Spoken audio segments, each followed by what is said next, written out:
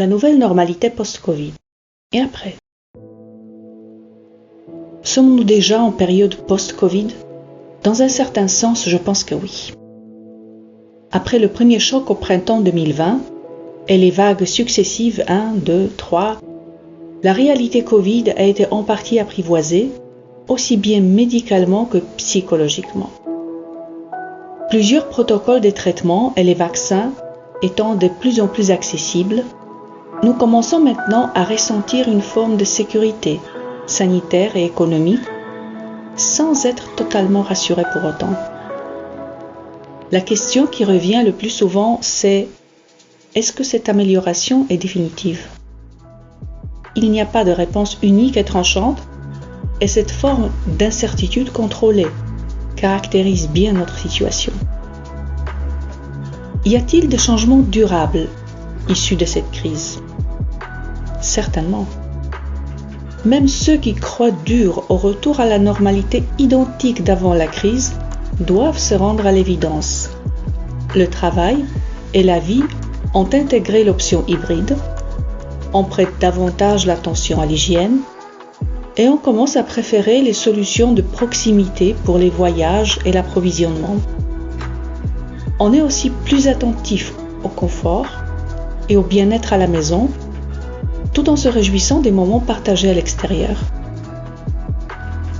Pour ma part, la première observation qui me vient à l'esprit et qui n'est pas nouvelle mais plutôt confirmée avec force: il faut se réjouir des bons moments tant que c'est possible.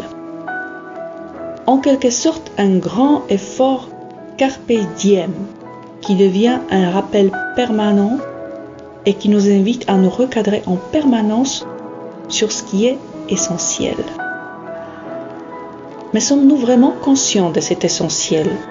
Est-il constant ou évolutif? Est-il flexible en fonction du contexte? Si vous connaissez les réponses à ces questions, vous êtes au clair avec vous-même et parfaitement conscient de vos valeurs et de leur hiérarchie. Dans les situations de choix difficiles, vous saurez quoi faire et pourquoi. Toutefois, il ne s'agit pas des valeurs déclaratives qui paraissent le plus en évidence.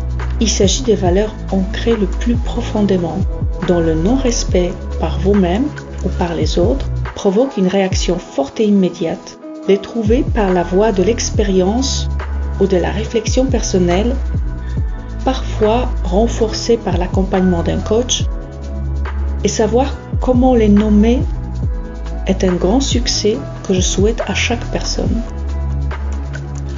En attendant, la nouvelle normalité post-Covid nous forme à être attentifs, prudents, ouverts d'esprit, souples et malgré tout optimistes. Flash Coaching aide à être attentif, à mieux se connaître et à développer les compétences personnelles. Réserve dès maintenant ton rendez-vous en ligne sur coachonline.net et découvre toutes les techniques utiles.